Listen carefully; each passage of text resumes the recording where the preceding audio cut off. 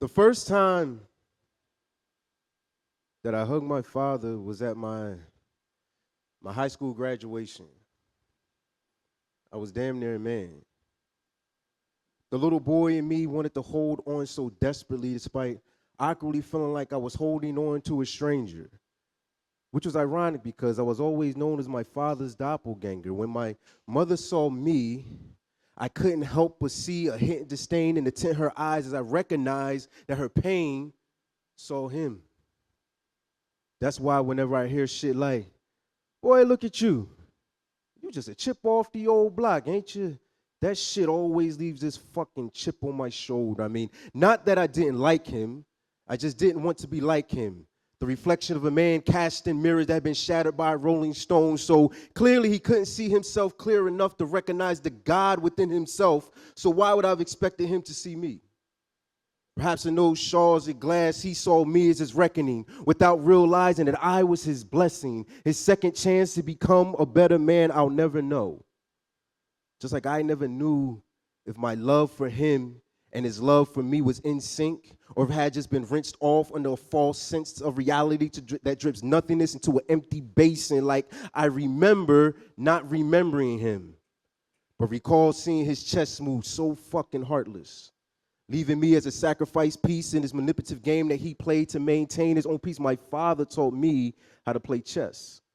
And I focused on how he was moving so I wouldn't become him, the type of man that uses queens as pawns. If he'd have taken those nights to focus on me, teach me how to take an L and turn into my best move, or how to move as a black man in these white spaces you see capture my heart. But took a rain check when it came to teaching me to reign as a king. I had to learn that shit on my own in this game of life. But still, I say proud with my whole chest. Checkmate, nigga.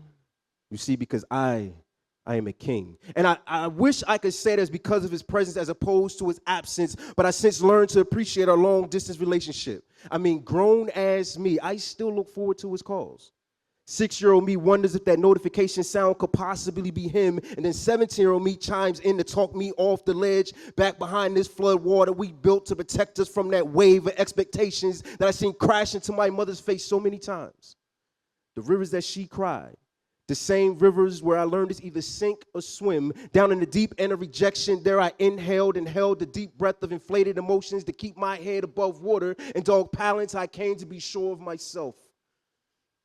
I tried to forget, but the receding floods left a watermark stained across my heart that reminds me how nice it would have been to have had him pick me up and dry me off under the sun, him raising me instead of me being a raisin in the sun, like a dream deferred. Perhaps I wouldn't have felt so much like Langston Hughes with this fucking attitude. You see, I allowed that chip on my shoulder to grow bolder until it felt as though I was bearing the weight of the world on my shoulders, and at last, I let go and let it roll off by forgiving him. And that's when this chip off the old block became the cornerstone to the building blocks to this skyscraper of a man, but never tall enough to eclipse the light of being the sun.